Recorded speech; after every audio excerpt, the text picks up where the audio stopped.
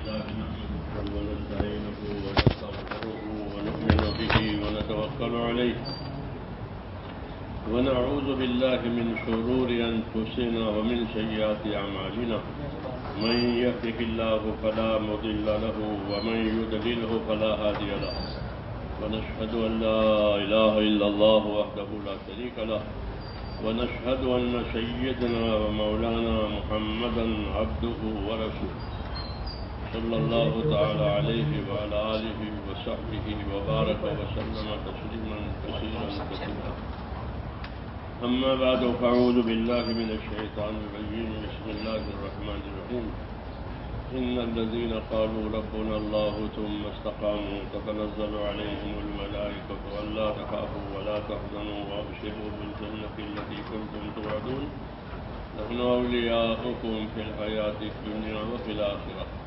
ولكم فيها ما تشتهي أنفسكم ولكم فيها ما تدعون نزلا من غفور رحيم ومن أحسن قولا ممن دعا إلى الله وعمل صالحا وقال إنني من المسلمين صدق الله العظيم.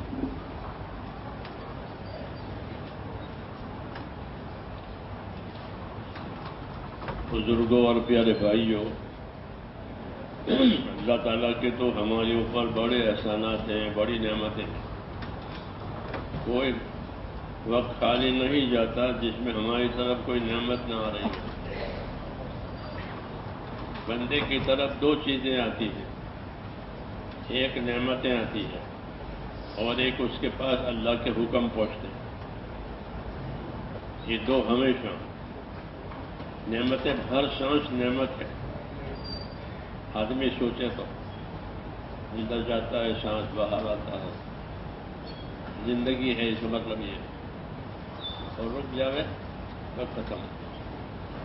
تو ہر سانس نعمت ہے. پھر اس کے علاوہ اور بہت سی نعمتیں ہیں جو ہمارے وجود میں ہیں.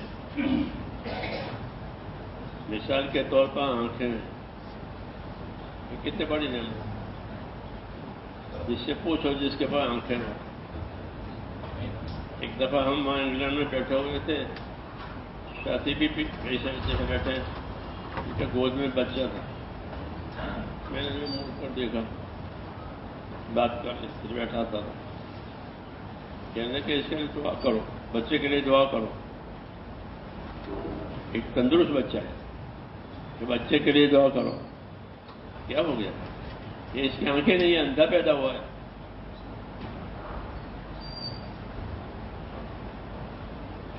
یہ نابینا پیدا ہوا ہے. سوچو کہ بچے کی آنکھیں نہیں ہیں تو ماں باپ کا کیا اثر ہے. تو ہمارے پاس ایک ایک نعمت ایسی ہے کہ دنیا اسی قیمت نہیں ادا کر سکتی. اس لیے اللہ تعالیٰ اپنی طرف بلانے میں نعمتوں کو بھی یاد دلاتی کہ میری طرف آنے میں، میری بات ماننے میں تم کو کیا دے رہے ہیں. میری نعمتیں ساری تمہارے پاس ہیں، میری ساری نعمتوں سے تم فائدہ اٹھا رہے ہو. سوچو کہ بس کرو نعمت اللہ، اللہ کے نعمتوں کا دھیان تو کرو کہ ہمارے ساتھ کتنی نعمتیں. مانگنے کون گیا تھا بتاؤ؟ کوئی مانگنے گیا تھا؟ کسی نے درخواست دی تھی کہ مجھے آنکھیں ملنی چاہیے، کان ملنی چاہیے، میں دنیا میں جا رہا ہوں؟ ہاں، کسی نے نہیں درخواست دی کہ میں دنیا میں جا رہا ہوں تو مجھے آنکھیں چاہیے، کان چاہیے، ہاتھ پاؤں چاہیے. کیا نا؟ وہ تو اللہ تعالیٰ نے اپنی طرف سے ہی شروعات کی ہے دینے میں. یہ اللہ کی سنت ہے کہ اللہ نعمتیں دینے میں اپنی طرف سے شروعات کرتے ہیں. کوئی مانگے کہ نہ مانگے وہ ضرور دیں گے. پھر کوئی اللہ کو مانے تو بھی دیں گے، نہ مانے تو بھی دیں گے. دنیا دونوں کو دے دیتے ہیں، ماننے والوں کو بھی دیتے ہیں، نہ ماننے والوں کو بھی دیتے ہیں. جی ہاں، اس کو پیدا ہی اس لیے کیا ہے کہ اس دنیا کو تقسیم کرنا ہے مخلوق میں. جی ہاں، ایک مدت تک یہ سلسلہ چلے گا، یعنی قیامت تک دیتے رہیں گے. ماننے والوں کو، ماننے والوں کو، سب کو ملتا رہے گا. کیوں کہ پیدا کیا ہے اللہ تعالیٰ. جب پیدا کیا ہے تو وہ پالے گا.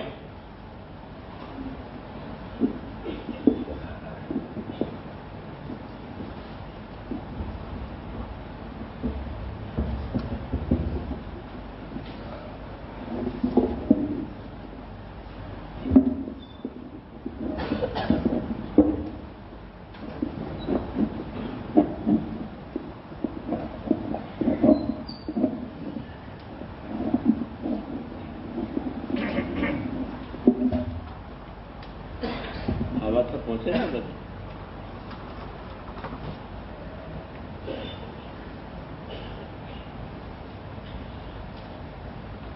تو جب اللہ نے پیدا کیا ہے تو میرے دوستو وہ پیدا کر کے نہیں چھوڑ دے گا، بلکہ پیدا بھی کریں گے اور پالیں گے ہر مخلوق کو. جس مخلوق کو پیدا کیا ہے اس مخلوق کا پالنا اپنے ذمے لیا ہے. ہاتھی ہو تو ہاتھی، چونٹی ہو تو چونٹی، سب کو ان کی ضرورت، اس کی راحت یہ اس کو سمجھا دی ہے اللہ تعالیٰ نے ہر ایک کو، اور اس کے مطابق اللہ تعالیٰ اس کے ساتھ معاملہ کرتے ہیں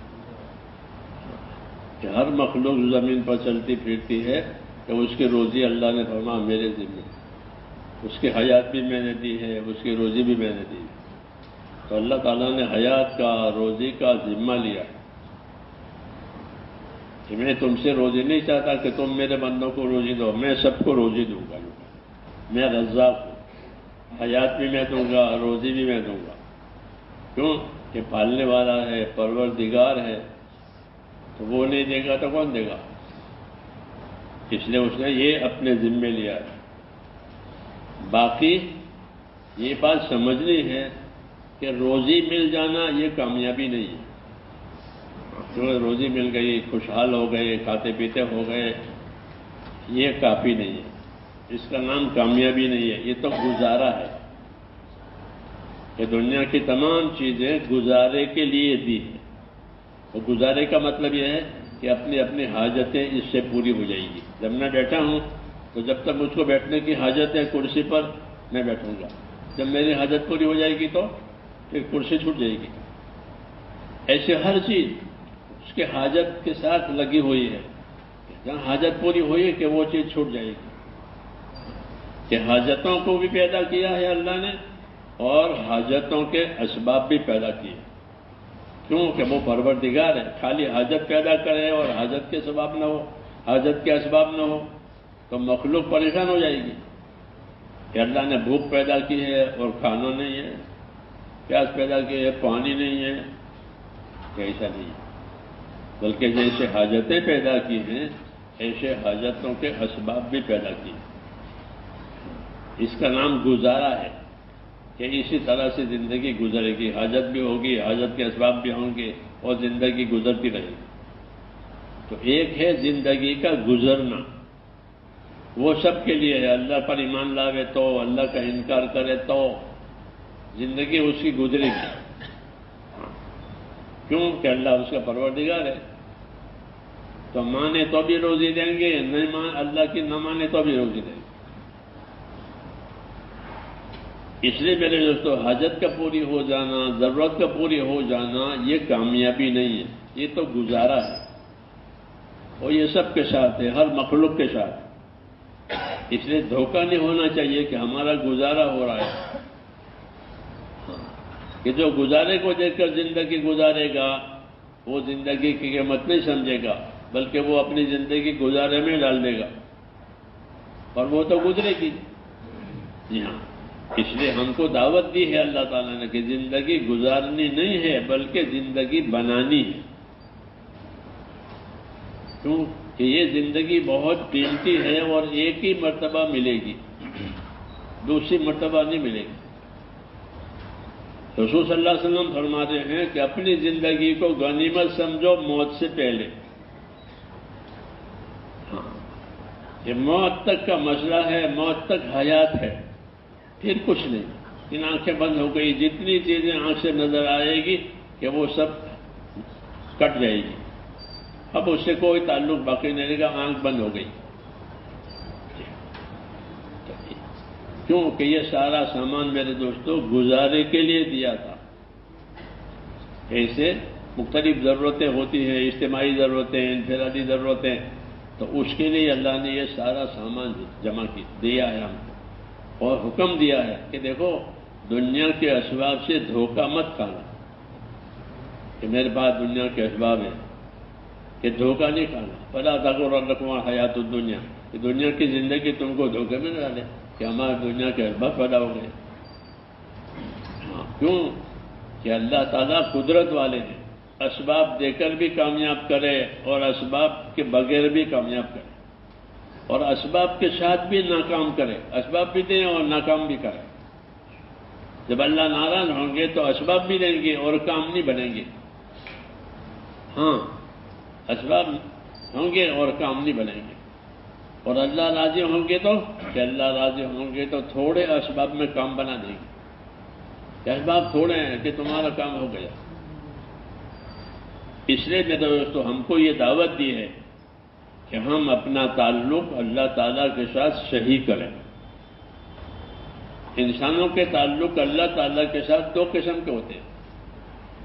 ایک قسم وہ ہے جو اللہ کا تعلق ان کے ساتھ ناراضگی کا ہے کہ اللہ ان سے ناراض ہے۔ ایک قسم وہ ہے کہ ان کا تعلق اللہ کے ساتھ رضا والا ہے کہ اللہ ان سے خوش ہے۔ هو الذی خلقکم فمنکم کافر ومنکم مومن، کہ اللہ نے پیدا کیا انسانوں کو، پھر تم میں کچھ تو کافر ہے کچھ مومن ہے۔ یہ خود ہی کہہ رہے ہیں، اللہ خود ہی کہہ رہے ہیں کہ کچھ مومن ہیں کچھ کافر ہیں، کہ جو کافر ہیں وہ اللہ کے ناراضگی والے حالت میں ہے۔ کیوں کہ اللہ کو کفر پسند نہیں ہے۔ وَلَا يَرْضَىٰ لِعِبَادِهِ الْكُفْرَ، کہ اللہ اپنے بندوں کے کفر سے راضی نہیں ہے۔ ہاں، تو جب زندگی خدا نہ کرے کفر میں ہوگی تو پھر اس حیات کا کوئی فائدہ نہیں ہے، بلکہ یہ حیات وبال بنے گی۔ اور اللہ تعالیٰ کہیں گے ہم نے تم کو یہ دیا تھا تم نے اس کے ساتھ کفر کیا۔ یہ دیکھو کہ ہم نے اللہ ان کو نعمتیں دی ہیں اور وہ نعمتوں کے ساتھ ان کے پاس کفر ہے۔ رسول صلی اللہ علیہ وسلم کے ساتھ قریش، جو مکہ کے قریش ہے، تو قریش کو اللہ نے بہت عزت دی تھی، ان کو ان کی بڑی قدر تھی لوگوں میں، اور مال بھی ان کو دیا۔ لیکن جب اللہ کا نبی آیا اور نبی نے اپنی دعوت دی تو انہوں نے سب سے پہلے اس دعوت کی مخالفت کی، سب سے پہلے ابو لہب نے سب سے پہلے کیا، سب سے پہلے انہوں نے مخالفت کی۔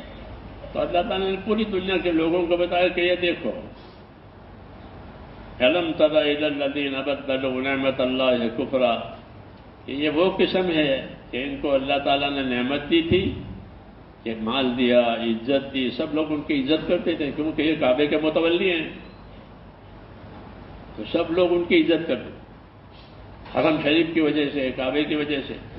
لیکن جب نبی آیا، دین آیا، تو انہوں نے دین کو ٹھکرایا۔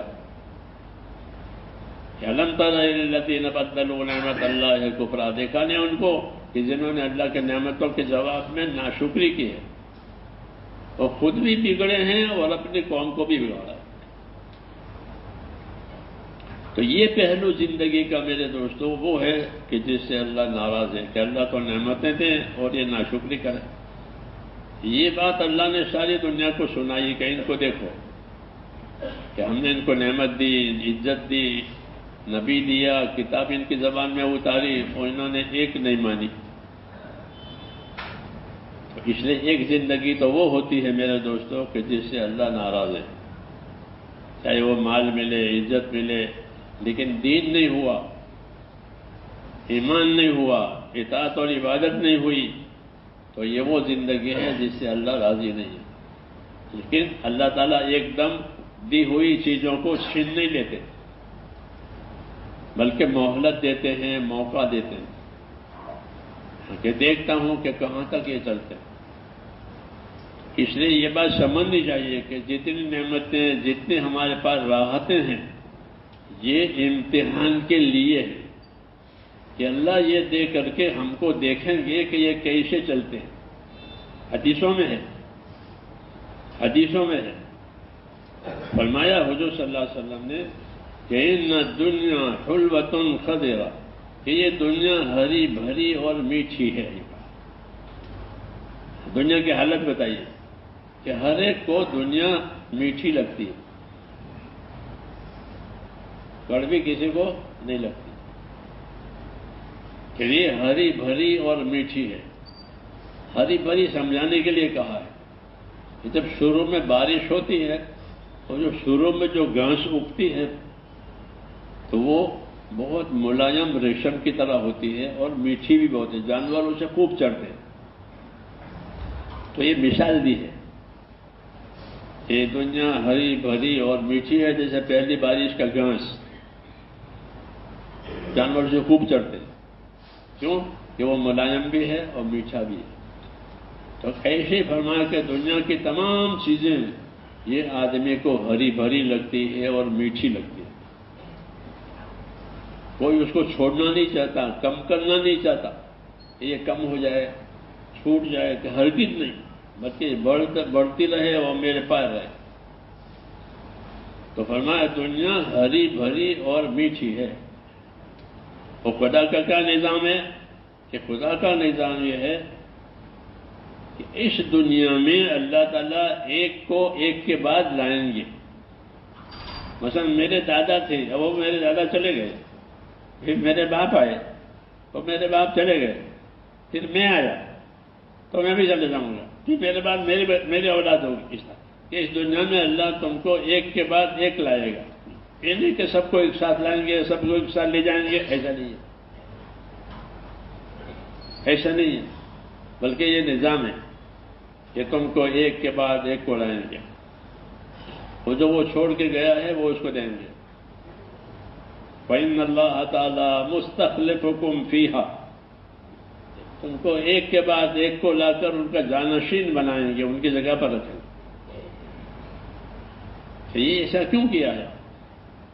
کہ اللہ فرماتا ہے میں دیکھنا چاہتا ہوں کہ اس ترتیب میں کون اپنا عمل بناتا ہے، کون اپنا عمل کھوتا ہے۔ موقع ہر ایک کو دیں گے، موقع ہر ایک کو دیں گے۔ وَإِنَّ اللَّهَ تَعَالَى مُسْتَخْلِفُكُمْ فِيهَا، کہ تم کو اللہ ایک کے پیچھے ایک کو لائیں گے ہر کام میں، خالی باپ دادوں میں نہیں کہ ابھی کچھ لوگ حکومت پر ہیں، پھر ان کو وہ چلے جائیں گے، پھر ان کی جگہ دوسروں کو لائیں گے۔ تو ہر شعبے میں یہ بات ہے کہ ایک کے پیچھے ایک کو لاتے ہیں، ایک کو ہمیشہ کے لیے نہیں دیتے اور ہمیشہ کے لیے سب کو محروم نہیں کرتے، بلکہ ترتیب ہے کہ وَإِنَّ اللَّهَ تَعَالَى مُسْتَخْلِفُكُمْ فِيهَا، کہ ایک کے پیچھے ایک کو لائیں گے۔ یہ کیوں؟ کہ اللہ فرماتے ہیں میں یہ دیکھنا چاہتا ہوں کہ اس ترتیب میں کون اپنے عمل کو بناتا ہے، کون اپنے عمل کو بگاڑتا ہے۔ اللہ تعالیٰ تو یہ دیکھنا چاہتے ہیں کہ عملی زندگی کس کی صحیح ہے، عملی زندگی کس کی خراب ہے۔ اسی کی دعوت ہے، اسی کی تبلیغ ہے، اسی کی تعلیم ہے کہ کون اپنی زندگی عمل سے بناتا ہے، کون بگاڑتا ہے۔ جو اپنی زندگی بگاڑے گا، اپنے عمل کو بگاڑے گا، اس کی زندگی اس پر وبال بنے گی۔ حالانکہ زندگی نعمت ہے، ہر آدمی چاہتا ہے کہ لمبی ہو، ہر آدمی چاہتا ہے، اور حدیث میں بھی ہے۔ حدیث کسی نے پوچھا کہ سب سے افضل آدمی کون ہے؟ آپ نے فرمایا افضل آدمی وہ ہے کہ جس کی زندگی لمبی ہو اور اعمال اچھے ہوں۔ تو بدترین کون ہے؟ کہ بدترین آدمی وہ ہے کہ اس کی زندگی لمبی ہو گئی اور عمل خراب ہو گئے۔ تو زندگی لمبی ہونا بے شک ایک نعمت ہے، لیکن یہ نعمت اس صورت میں ہے میرے بھائیوں جبکہ اس کے ساتھ اس کے عملی زندگی بنے۔ تو ہم کو اس لیے اللہ کہتا ہے فَيَنْظُرَ كَيْفَ تَعْمَلُونَ، ہم نے دنیا کو ہری بھری اور میٹھی بنائی ہے اور تم کو ایک کے بعد ایک کو لاتے ہیں، آباد کرتے ہیں، دیتے ہیں، اور دیکھنا یہ ہے کہ کون تم میں سے اپنے عمل کو اچھا بناتا ہے۔ فَيَنْظُرَ کون اپنے عمل کو اچھا بناتا ہے۔ تو یہ ہم کو دعوت بھی دی ہے اور دعوت کے ساتھ حقیقت بتائی ہے کہ ہم میں کا ہر آدمی امتحان میں ہے۔ اس میں ہے امتحان میں ہے، اللہ کو امتحان دینا ہے، کون پاس ہوتا ہے، کون ناپاس ہوتا ہے۔ تو کچھ ناپاس ہو جائیں گے، کچھ پاس ہو جائیں گے۔ جی اس لیے یہ سمجھے ہر آدمی کہ میں امتحان میں ہوں، مجھے پاس ہونا ہے۔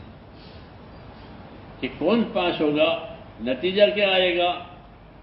کہ فرمایا فَمَنْ زُحْزِحَ عَنِ النَّارِ وَأُدْخِلَ الْجَنَّةَ فَقَدْ فَازَ، کہ جو دوزخ سے بچ گیا جنت میں پہنچایا گیا وہ ہوا کامیاب. یہ ریزلٹ ہے, یہ ریزلٹ ہے, یہ کامیابی ہے کہ دوزخ سے بچ گیا اور کامیاب, اور جنت میں پہنچ گیا کہ کامیاب ہو گیا. ایسا نہیں ہوا تو ساری دنیا جو اس کے پاس ہے وہ دھوکے کا سامان ہے. فمن زحزح عن النار وادخل الجنة فقد فاز وما الحیاة الدنیا الا متاع الغرور.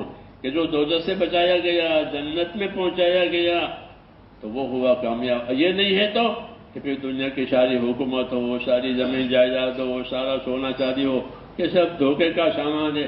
آنکھیں بند ہوئی کہ ختم ہوا. جی ہاں, دھوکہ کس کو کہتے ہیں؟ کہ نقصان کھلے اور پچھتاوا ہو, اس کو دھوکہ کہتے ہیں.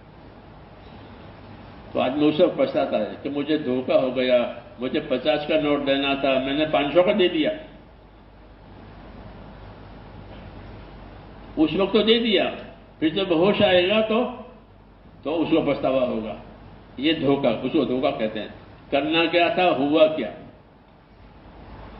جی ہاں, اپنا نقصان تو کوئی کرتا نہیں, لیکن ہو گیا اور اب کھلا. جب کھلا تو اس کو جلن ہوتی اندر کہ اتنا نقصان ہوا. تو 500 روپے چلے گئے اور دھوکہ کھولا تو نقصان ہوا. تو کہتے ہیں کہ ساری زندگی, جب زندگی پوری ہوگی تو ساری دنیا ہاتھ سے نکل گئی تو اس کو کتنا پچھتاوا ہوگا. حضور نے فرمایا ہر آدمی مرتے وقت پچھتائے گا. صحابہ نے پوچھا اچھے لوگ کیوں پچھتائیں گے؟ وہ تو اچھے ہیں. کہ اچھے لوگ اس لیے پچھتائیں گے کہ میں نے زیادہ کیوں نہیں کیا. یہاں تو بہت ملتا تھا, ہاں کوڑیوں میں لال ملتے تھے, ایک کوڑی دے دو لال لے لو, کوڑی دے دو لال لے لو, یہاں تو ایسا تھا. تو میں نے زیادہ کیوں نہیں کیا, وہ اس لیے پچھتائیں گے. میں تو 2 رکعت سنت 3 وتر پڑھ کر سو جاتا تھا. کہتے لوگ 2 رکعت سنت پڑھو 3 وتر سو جاؤ, تو ساری رات تو گئی آرام میں. اور جو سمجھدار تھے وہ سمجھدار تھے, وہ اپنی رات کو عبادت میں لگاتے تھے, اللہ کے ذکر میں لگاتے تھے, دعا میں لگاتے تھے, دنیا بھی مانگتے تھے, اللہ سے آخرت بھی مانگتے تھے, برکت بھی مانگتے تھے. تو ان کا معاملہ یکساں نہیں ہوگا. کہ یہ کیوں؟ کہ انہوں نے اپنے آپ کو استعمال کیا ہے, انہوں نے اپنے آپ کو استعمال نہیں کیا. اس لیے میرے دوستو اللہ تعالیٰ نے یہ دعوت دی ہم کو کہ ہر آدمی اپنی زندگی سے اس کا نفع وصول کرے. ایک ہی مرتبہ ملنے والی چیزیں 2 دفعہ میں نہیں ملتی. تو اپنی زندگی سے کیا نفع اٹھاؤ.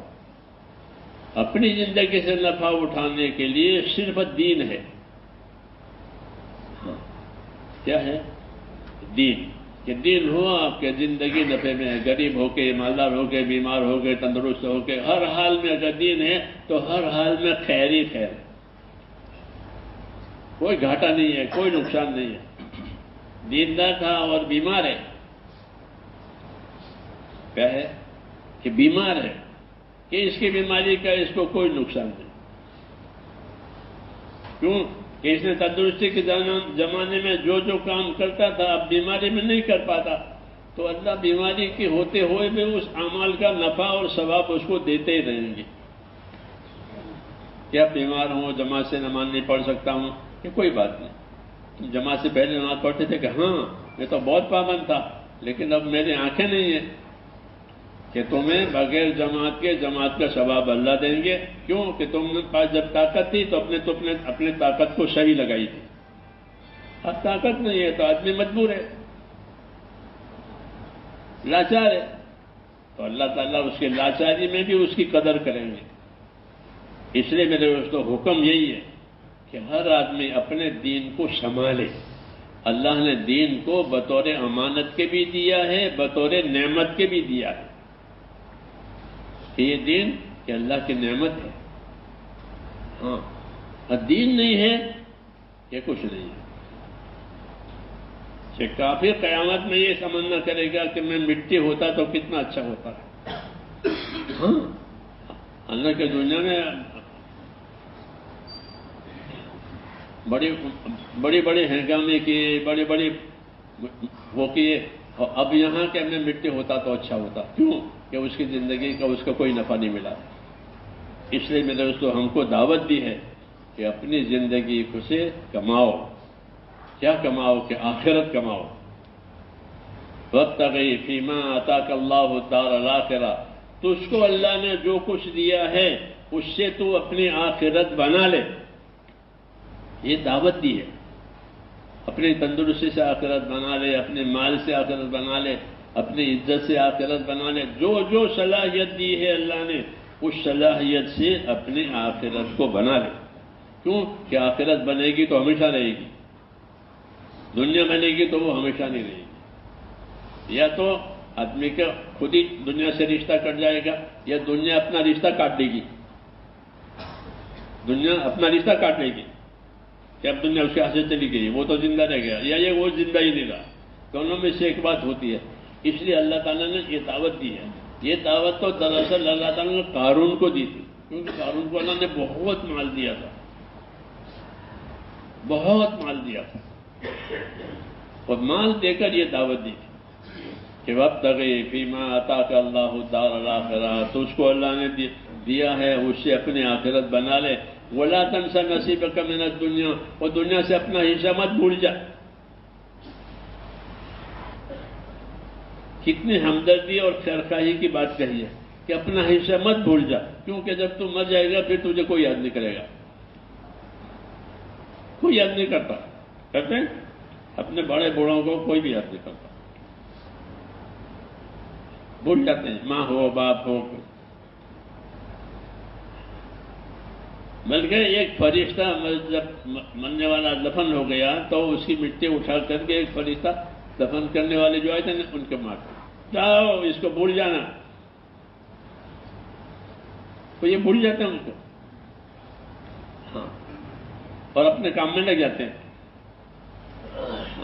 اس لیے کہا تم اپنا حصہ مت بھولنا، لوگ تجھے بھول جائیں گے. اور رسول صلی اللہ علیہ وسلم نے کیا رہبری کی ہے؟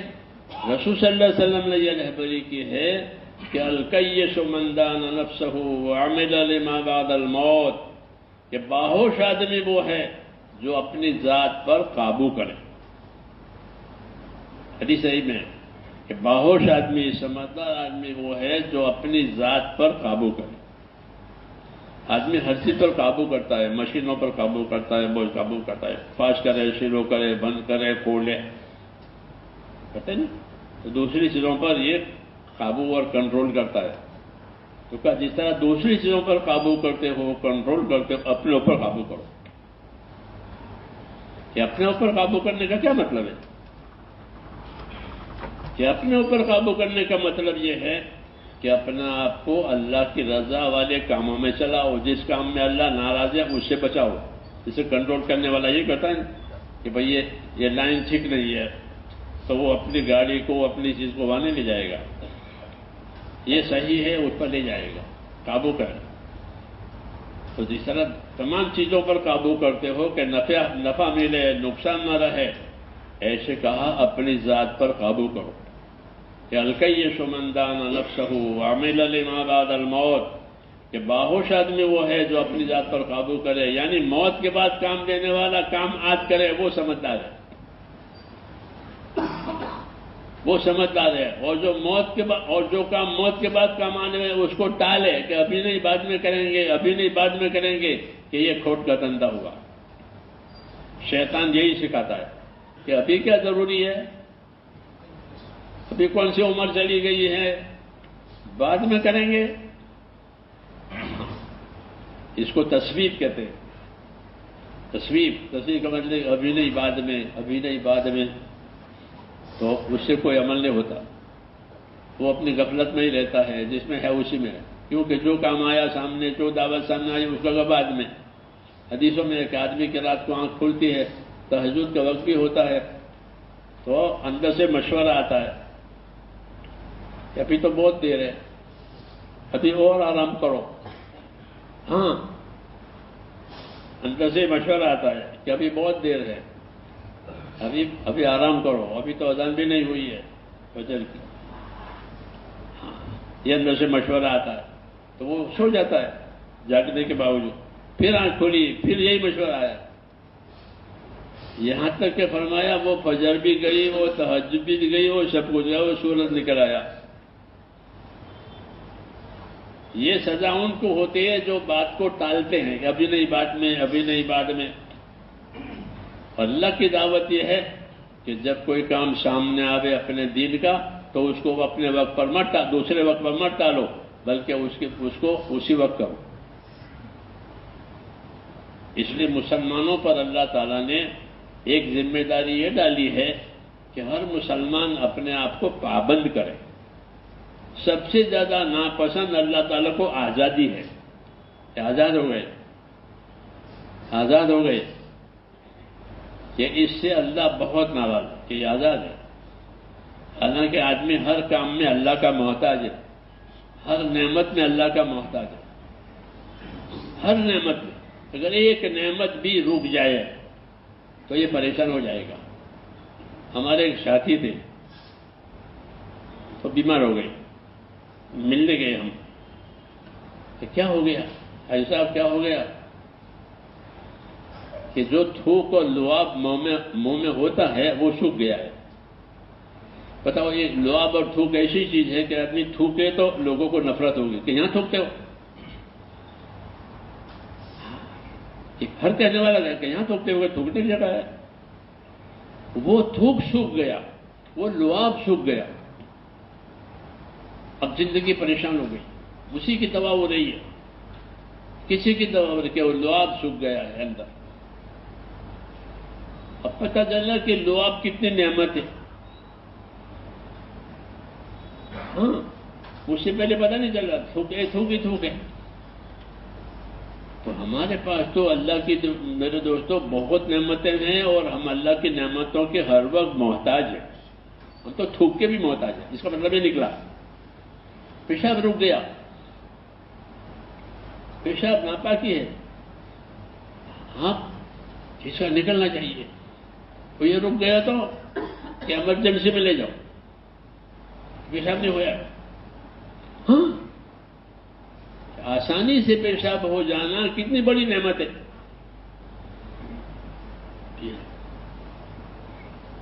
ہمارے ساتھی تھے یہ بڑکوترا میں یعقوب، شروع کے ساتھی جماعت میں، ان کو پیشاب رک جاتا تھا۔ جب پیشاب رک جاتا تھا وہ پلٹیاں کھاتے تھے،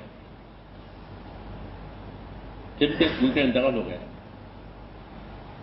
تو پیشاب کا آنا کتنی بڑی نعمت ہے۔ تو ہمارے ساتھ میرے دوستوں ہر وقت اللہ تعالیٰ کے احسانات اور ہر وقت ہمارے ساتھ اللہ کی نعمتیں ہیں۔ اس لیے اللہ کا ہم پر بہت بڑا حق ہے کہ وہ ہر وقت نعمتیں دیتے ہیں۔ ایک نعمت بھی روک لے تو زندگی مصیبت میں پڑ جائے۔ ایک نعمت، جب کیا لعاب سوکھ گیا، پیشاب رک گیا، یہ کوئی کام کی چیز ہے لعاب اور پیشاب؟ کہ ہاں بہت کام کی چیز ہے، اس کا نکلنا ضروری ہے اور لعاب کا اندر رہنا ضروری ہے۔ اس لیے ہم کو دعوت دی ہے کہ اللہ کی نعمتوں کو سوچا کرو تاکہ اللہ سے تعلق پیدا ہو کہ مجھ کو اللہ نے یہ بھی دیا ہے، یہ بھی دیا ہے، یہ بھی دیا ہے۔ اس لیے نبیوں کی دعوت میں یہ بھی ہے کہ آدمی اللہ کی نعمتوں کو سوچے، کیونکہ نعمتیں اس کو غافل کرتی ہیں۔ نعمت کی یہ تاثیر ہے کہ جب آدمی کو نعمت ملے گی تو وہ غافل ہو جائے گا، اپنے نعمتوں میں لگ جائے گا، اللہ کو بھول جائے گا۔ اور جب نعمت نہیں ہوگی، پریشان ہوگی، تو اللہ کو یاد کرے گا، لیٹا ہوا، بیٹھا ہوا، کھڑا ہوا، اے اللہ اے اللہ اے اللہ اللہ کہتے ہیں۔ اور جب اس کو ہم نے کو دے دیا تو پھر اللہ کون اور میں کون، کچھ نہیں۔ یہ قرآن شریف میں ہے کہ آدمی کی ایسی خصلت ہے کہ جب اس کے پاس نہیں ہوتا، پریشان ہوتا، تو لیٹے بیٹھے ہر وقت اللہ اللہ میرے دعا کرو، میں تعویذ دے دو، یہ دے دو۔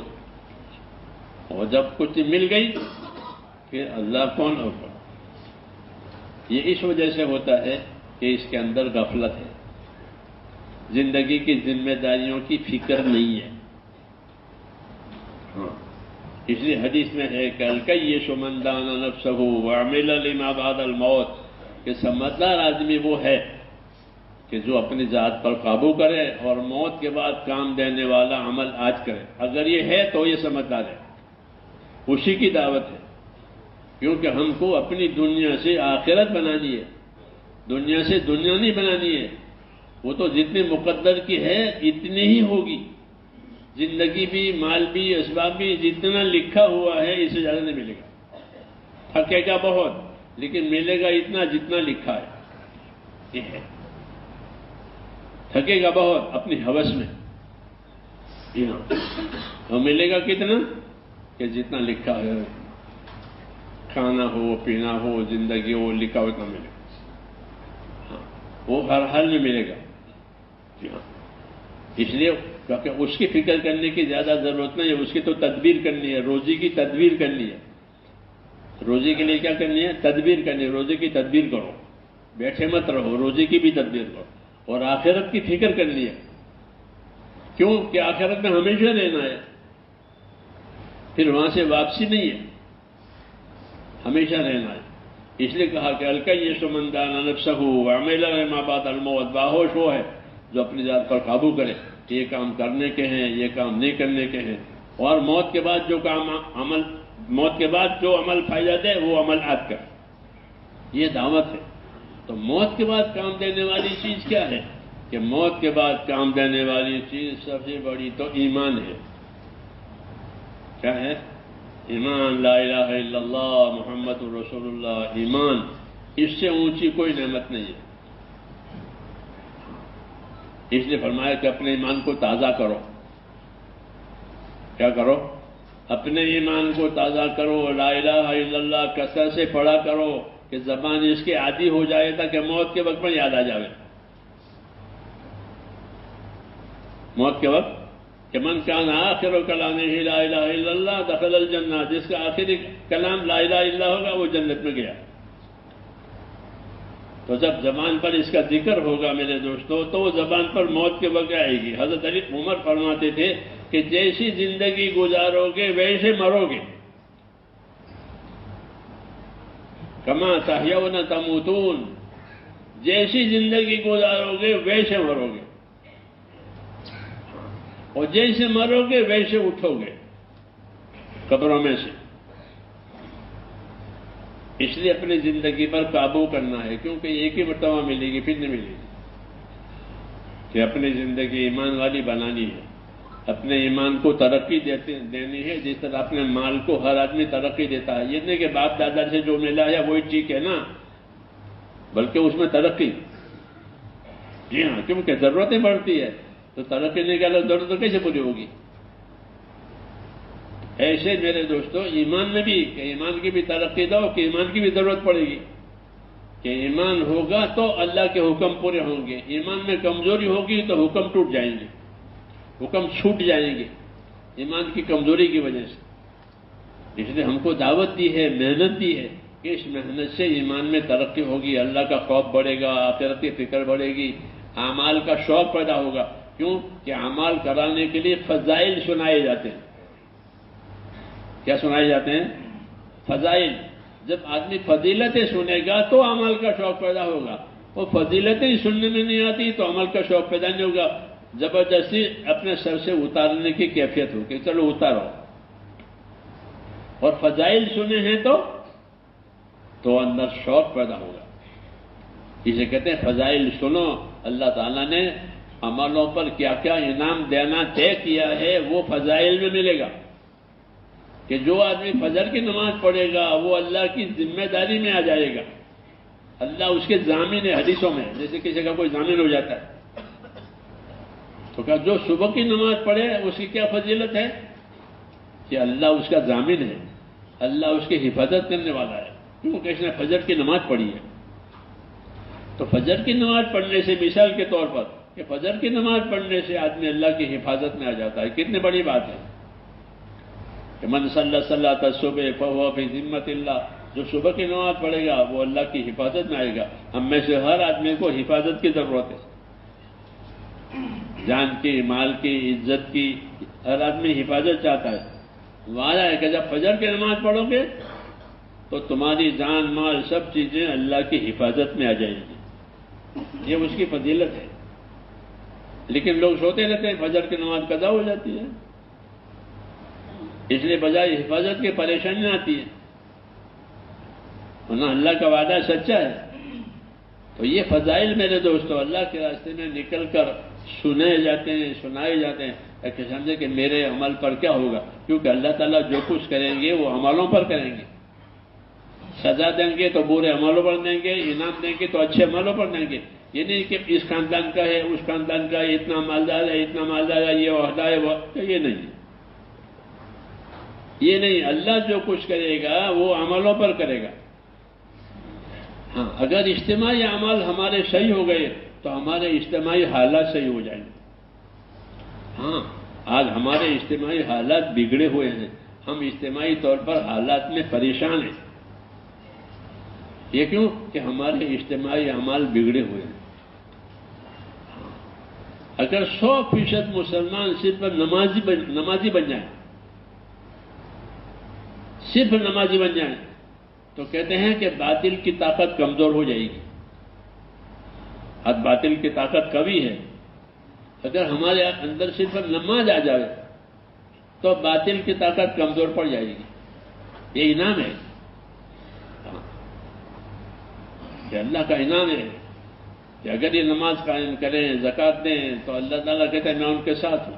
انی معکم لئن اقمتم الصلاۃ وآتیتم الزکوٰۃ وآمنتم برسلی، کہ اگر یہ نمازیں قائم کریں مسلمان، زکاتیں پائی کی دیں اور اللہ کے نبی کی اطاعت کریں، اللہ کہتے ہیں میں ان کے ساتھ ہوں. کیا مطلب ہے کہ پھر ہم ان کے ساتھ ہیں، ان کے مقابلے بھی کی جو بھی باطل طاقت ہو وہ کمزور پڑ جائے گی. ہاں یہ پکی بات ہے.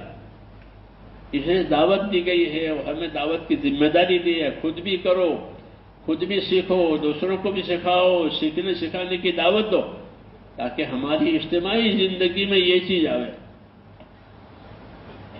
بدن میں کہ پورے بدن میں تندرستی ہونی چاہیے. کوئی ایک حصہ بھی بدن کا بگڑا تو پورا بدن اس میں خلل پیدا ہو جاتا ہے. ایسے امت میں ہے کہ پوری امت کو اللہ تعالیٰ نے جس کام کے لیے، جس ذمہ داری کے لیے پیدا کیا ہے، یہ پوری امت اس پر آ جاوے کہ مسئلہ پھر کوئی مسئلہ ہی نہیں ہے. ہاں سارے مسائل حل ہو جائیں گے. جی ہاں، اس لیے کہ حضور صلی اللہ علیہ وسلم کے آنے سے پہلے مدینے والوں کے حالات بہت خراب تھے. کتابوں میں پڑھو تو عجیب عجیب حالت. پھر حضور صلی اللہ علیہ وسلم آئے، آپ نے دعوت دی، انہوں نے دعوت قبول کی، آپ نے کام کی ذمہ داریاں دی، انہوں نے کام کی ذمہ داریاں سنبھالی تو سارے حالات صحیح ہو گئے. دشمنیاں تھی وہ بھی ختم ہو گئی، وائے ہو گئی، تنگیاں تھی وہ بھی ختم ہو گئی. ایک بیماری مدینے میں تھی، جیسے بات ملکوں میں بخار ہوتا ہے نا، ایسے مدینے کا بخار مشہور تھا. اس کو حمہ یثرب کہتے تھے. یثرب مدینے کا پرانا نام ہے، پھر وہ بدل دیا گیا، مدینہ نام دیا. یثرب کا بخار یہ عرب میں مشہور تھا کہ جو وہاں جائے گا وہ بیمار ہو جائے گا، اور ہوتا بھی ایسا ہی. مہاجرین گئے تو پہلے وہ بھی بیمار ہو گئے، پھر رسول صلی اللہ علیہ وسلم اور آپ کا دین وہاں پہنچا تو وہ بیماری ختم ہو گئی آج تک. جی ہاں وہ بیماری ختم ہو گئی. ایک کسی نے خواب میں دیکھا کہ ایک عورت ڈراؤنی شکل میں مدینے سے باہر جا رہی ہے بھاگی ہوئی. یہ کیا ہے کہ وہ وبا ہے گئی، اب مدینہ صاف ہو گیا، بیماری ختم. ورنہ مشہور تھا مدینہ کا بخار، جیسے ہمارے یہاں دنیا کے بعد ملکوں میں بخار ہوتا ہے تو اس کی گولیاں انجیکشن لے کر کے وہاں جانا پڑتا ہے. جی ہاں ایسے وہاں یہ تھا. جب حضور صلی اللہ علیہ وسلم کا جانا ہوا، دین کا پہنچنا ہوا تو وہ حالات بدل گئے. تو یہ دلیل ہے کہ جب ہمارے بعد میں رسول دین آئے گا، رسول صلی اللہ علیہ وسلم کے طریقے آئیں گے، اس کی محنت آئے گی تو ہمارے حالات بھی اللہ ٹھیک کرے گا. اللہ کے ہاتھ میں ہے حالات اللہ کے ہاتھ میں ہے، اسباب ہمارے ہاتھ میں. مال دولت زمین جائیداد یہ تو اللہ نے ہمارے ہاتھ میں دیا ہے، لیکن اس سے حالات تب بنیں گے جب اللہ چاہے گا. کہ مال سے حالات اس وقت بنیں گے جب اللہ چاہے گا، اور تمام چیزوں سے حالات اس وقت بنیں گے جب اللہ چاہے گا، خالی اس سے نہیں بنیں گے. اس لیے کہتے ہیں کہ اپنی دنیا کے ساتھ اللہ کو راضی کرو. راضی کرو گے تو کہ حالات ٹھیک ہو جائے. ہمارا دنیا تو اللہ دشمنوں کو بھی دے دیتے ہیں، مال دولت عہدے سب کو دیتے ہیں، تو اس پر کوئی مدار نہیں ہے. مدار تو اللہ کے چاہنے پر ہے. اللہ چاہے گا تو ہوگا، اللہ نہیں چاہے گا تو نہیں ہوگا. پھر ان کو حکومت دی، قارون کو مال دیا. یہ مثال تو قرآن میں روزانہ پڑھتے ہیں کہ یہ مال والا ہے، یہ حکومت والا ہے، لیکن وہ برباد ہو گئے مال کے ساتھ اور حکومت کے ساتھ. یہی دو بڑی چیزیں ہیں، مال اور عہدہ. تو ان دونوں کی مثال دی ہے کہ ان کے پاس عہدہ ہے، ان کے پاس دولت ہے، لیکن یہ لوگ تباہ ہو گئے. کیوں؟ کہ ان بات دین نہیں ہے، انہوں نے موسیٰ علیہ السلام کی بات نہیں مانی، تو یہ تباہ ہو گئے. ایک کو زمین میں دھنسایا، ایک کو پانی میں ڈبایا. یہ اللہ کے غضبناک ہونے کی شکل ہے کہ ایک کو زمین میں دھنسایا، ایک کو پانی میں ڈبایا. حاکم تھا اس کو پانی میں ڈبایا، مالدار تھا اس کو زمین میں دھنسایا. تو سزا دینے کے لیے خشکی میں بھی سزا دی، پانی میں بھی سزا دی. اللہ بڑی قدرت والا ہے. جی ہاں، اس لیے میرے دوستو یہ قصے اس لیے سنائے گئے ہیں کہ ہم اپنی زندگی کا رخ اللہ کی طرف کریں. اپنی زندگی کا رخ اللہ کی طرف کرو. اور پھر اللہ، اللہ کی طرف بھاگ کر آؤ، جیسے بچہ ماں کے پاس بھاگ کے جاتا ہے کہ ماں کے پاس آسرا ملے گا. ایسے میرے تو ہمارا آسرا دنیا میں کون ہے؟ اللہ. ہمارا کوئی آسرا نہیں، یاد رکھو. ہاں، کوئی ہمارا مدد نہیں کرے گا سوائے اللہ کے. حکومت ملے، دولت ملے، زمین جائیداد، کام نہیں بنے گا جب تک اللہ ساتھ نہ دے. دوسروں کا ہو جائے گا، ان کو الگ معاملہ ہے، ہمارا نہیں ہوگا. ہمارا تو جب ہوگا جب ہم اللہ کو اپنے ساتھ کریں گے. سمجھ میں آئی نا بات کہ ہماری نوعیت الگ ہے، ہماری نوعیت الگ ہے، ہماری حالت الگ ہے. دوسروں کے کام ان کی حکومتوں سے، ان کی دولتوں سے بنیں گے، ہمارے نہیں بنیں گے. کیونکہ ہم نے اللہ کو اللہ مانا ہے. تو اللہ کو اللہ مان کر ناراض کرنا یہ بڑی بات ہے. تو اللہ بھی مانے، ناراض بھی کرے. اس لیے کہا ہم کو یہ ہے کہ اللہ تعالیٰ کو راضی کرو. اللہ راضی ہوگا اپنے دین سے. بس اللہ کیسے راضی ہوگا؟ کہ دین سے، کہ ہم کو دین دیا ہے راضی ہو کر. اب ہماری طرف سے اللہ راضی ہوگا دین سے، پسند کر کے دین دیا ہے. ہماری طرف سے بھی اللہ دینداری پسند کریں گے، بے دینی پسند نہیں کریں گے. کوئی سمجھے نہ سمجھے بات یہی ہے. اس لیے اپنے اندر دینداری پیدا کرنی ہے. ایک ایک مسلمان اپنی زندگی دینی بنائے، تاجر بھی بنے، زمیندار بنے، اور کوئی حالت نہیں بنے، لیکن دیندار بن کے بنے. یہ پہلی ذمہ داری ہے. اسی کی دعوت ہے کہ اپنے آپ کو دیندار بناؤ، پھر دنیا تمہارے لیے برکتوں کے ساتھ ہوگی. دین کی وجہ سے دنیا برکتوں کے ساتھ اللہ دے گا، کہ دنیا بھی دے گا، برکتیں بھی دے گا. اور دین نہیں ہے تو کہ دنیا دے گا اور الجھنوں کے ساتھ دے گا. دنیا آئے گی الجھنوں کے ساتھ، تو چین نہیں ہوگا اس میں. کیوں کہ الجھنیں ہیں. الجھن کیوں ہے؟ کہ دین نہیں ہے. اس لیے دین مقدم ہے. دین کی دعوت ہے، دین کی محنت ہے، دین کو سیکھنا ہے. دین سیکھیں گے تو دین کی قیمت نظر آئے گی کہ سبحان اللہ کی کیا قیمت ہے، نماز کی کیا قیمت ہے، زکوٰۃ کی کیا قیمت ہے، کسی غریب کی مدد کرنے کی کیا قیمت ہے، وہ پتہ چلے گا. ہاں، کہ اللہ سے مدد لینے کے لیے یہی طریقے ہیں، اور کوئی طریقے نہیں ہیں اللہ سے مدد لینے کے. کہ اللہ کی مدد سے لینے کے لیے ایمان ہے، عبادت ہے، اخلاق ہے. یہ تین چیزیں ہوگی تو اللہ کی مدد ملے گی. ایمان آیا، اعمال آئے، اخلاق آئے مسلمانوں میں، تو ان کے ساتھ آسمانی مدد ہوگی. دنیا والے ان کی مدد نہ کریں کوئی بات نہیں، ان کے ساتھ آسمانی مدد ہوگی. کیوں کہ ان کے پاس اصلی چیز آ گئی ہے. ایمان آئے، اعمال آئے، اخلاق آئے، تو آسمانی مدد ان کے ساتھ ہوگی. جو لوگ حق پر ہوتے ہیں اللہ ان کو آسمان سے مدد کرتے ہیں. یہ پکی بات ہے. وَلَيَنْصُرَنَّ اللَّهُ مَن يَنصُرُهُ. جو دین کا مددگار بنے گا اللہ اس کا مددگار بنے گا. تو ہماری مدد تو میرے دوستو آسمانوں سے ہے، اللہ سے ہے. جی ہاں، غیروں کا معاملہ الگ ہے. اللہ ان کو دنیا دے کر راضی کر دیں گے، پھر ان کے لیے کچھ نہیں ہے آگ کے سوائے آگ کے، ان کے لیے کچھ نہیں. ہمارے لیے دنیا بھی ہے، ہمارے لیے آخرت بھی ہے. یہ نام ہے اللہ تعالیٰ. جسے دنیا سے آخرت بنانی ہے اس کے لیے دین دیا ہے. وہ دین محنت سے آئے گا. کس سے آئے گا؟ دین محنت سے آئے گا، دین سیکھنے سے آئے گا. اچھا سمجھنے کہ بہت اچھی بات ہو گئی، بہت اچھا کام ہے، اس سے کام نہیں چلے گا۔ تبلیغ کا کام کہ بہت اچھا، مسجد مدرسے کا کام کہ بہت اچھا، کہ اتنا کافی نہیں ہے۔ اچھا سمجھنے سے تھوڑے فائدہ ہو جائے گا، بلکہ جو چیز اچھی ہے اس کو اپنانی پڑے گی۔ کوئی دوا اچھی ہے تو بھائی کھاؤ، اچھی سمجھ کر چھوڑ دے تو نادانی ہے کہ اچھی بھی سمجھے اور چھوڑ بھی دے۔ تو آج ہمارا ایسا حال ہے کہ بہت اچھا کام ہے پھر چھوڑ بھی دیتے ہیں۔ ہاں، کہتے ہیں کہ بہت اچھا کام ہے پھر چھوڑ بھی دیتے، تو یہ نادانی ہے۔ ایک چیز کو اچھا بھی سمجھا اور چھوڑ بھی دیا۔ اس لیے میرے دوستوں، اپنے رویوں پر، اپنی طرز زندگی پر نظر کرنی ہے کہ ہم کیا کر رہے ہیں، کدھر جا رہے ہیں۔ ہم کو اللہ نے کیا کیا چیزیں دی ہے۔ ہمارے ساتھ تو میرے دوستوں آسمانی مددیں ہیں، فرشتوں کی مددیں ہمارے ساتھ، دوسروں کے ساتھ نہیں ہے، لیکن وہ اس کی شرط پر ملے گی۔ کس پر؟ کہ دین پر ملے گی، کہ برکتیں کہ وہ بھی ہمارے لیے ہیں، ایمان والوں کے لیے برکتیں ہیں، ایمان کو والوں مددیں ہیں۔ وہ کب ہے؟ جب کہ ایمان کے تقاضے پورے کریں۔ اور ایمان کا تقاضا یہ ہے کہ اپنے آپ کو دیندار بناؤ، دین سیکھو، دیندار بناؤ۔ اور دوسرا کہ دنیا میں دین کی محنت کرو، کیونکہ تم دین کے وارث ہو۔ ہم کون ہیں؟ کہ ہم دین کے وارث ہیں۔ حضور صلی اللہ علیہ وسلم امت کو دین دے کر گئے ہیں، تو ہم وارث ہیں اس کے۔ جیسے زمین جائیداد کے بیٹے وارث ہوتے ہیں تو وہ اس کی حفاظت کرتے ہیں، اسے فائدہ اٹھاتے ہیں، تو ہم دین کے وارث ہیں۔ مسلمان ہونے کا یہ مطلب ہے کہ ہم دین کے وارث ہیں، دین ہم پر چھوڑ کے گئے ہیں کہ دیندار بھی بنو اور دین کے لیے کام بھی کرو تاکہ دین دنیا میں باقی رہے۔ یہ ہمارا کام ہے میرے دوستو، ہماری غلطی یہی ہے۔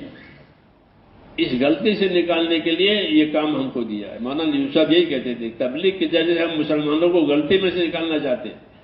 یہ غلطی ہے ان کی کہ اپنے دین کو اپنا نہیں سمجھتے ہیں، کہ نہیں یہی ہمارا کام ہے، اسی سے ساری دنیا کے حالات صحیح ہوں گے۔ مسلمانوں میں دین آوے تو سب کے لیے خیر ہوگی۔ جی ہاں، اس لیے اس کی محنت کرنی ہے۔ اس کے لیے کہتے ہیں بھائی اس کے لیے وقت لگاؤ، محنت کرو، سیکھو۔ ہر کام سیکھنے سے ہوتا ہے، کرنے سے ہوتا ہے۔ سننے سمجھنے سے تو بات سمجھ میں آتی ہے، عمل سے فائدہ ہوتا ہے۔ اب بتاؤ اس کے لیے ایک کام ہے اللہ نے دیا ہے، 100 سال ہو رہے ہیں